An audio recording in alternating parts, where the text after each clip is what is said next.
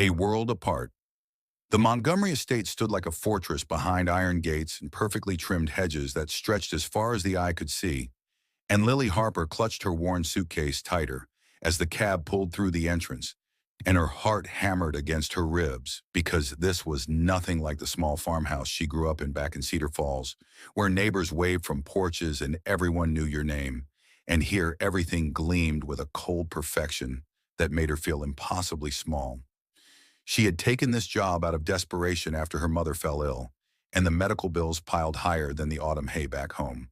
And the agency said the Montgomerys needed someone immediately and were willing to pay triple the normal rate. And Lily knew she should have asked why, but 3 months of this salary could save everything she loved. The front door opened before she could knock, and a stern woman in a crisp black dress looked her up and down with obvious disapproval and introduced herself as Mrs. Chen, the head housekeeper, and Lily followed her through marble halls, lined with paintings that probably cost more than her childhood home, and crystal chandeliers that threw rainbow shadows across walls so white they seemed to glow. Mrs. Chen explained in clipped tones that young Master Ethan had run off 5 nannies in 6 months, and that his parents were at their wits' end and would be leaving for Europe tomorrow for business that could not be delayed. And Lily felt her confidence crumbling with each word, because what had she gotten herself into, and what made her think a girl from nowhere could handle the son of a billionaire?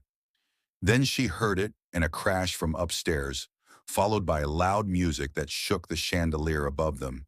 And Mrs. Chen closed her eyes, as if summoning patience from some deep well, and said that would be him. And Lily took a breath and reminded herself why she came here, and started climbing the grand staircase toward whatever waited above. The untouchable prince. The music grew louder with each step, and Lily found the source behind double doors at the end of a hallway, longer than her entire house back home. And she knocked once, then twice, but the thundering bass swallowed the sound completely, and so she pushed the door open and stepped into chaos.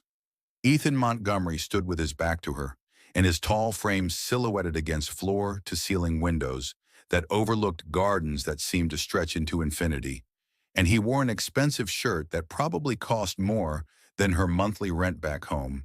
And his dark hair was perfectly tousled in that way that seemed effortless, but probably took careful attention. And when he finally turned around, her breath caught because the agency photos had not prepared her for the sharp angles of his face or the cold fire in his blue eyes. He looked her up and down with an expression that made her feel like an ant under a magnifying glass, and his voice cut through the music with practiced boredom as he said so. They sent another one. And how long do you think you will last? Because the last nanny made it 2 weeks, and the one before that ran crying after 3 days.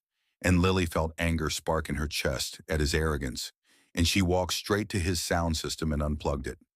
The silence crashed down like a wave, and Ethan stared at her with something between shock and fury dancing across his features, and no one had ever dared to touch his things, and no one had ever looked at him the way she did now, with her chin lifted and her eyes blazing with a defiance he had never encountered in this house, of people who bent and bowed to his every whim.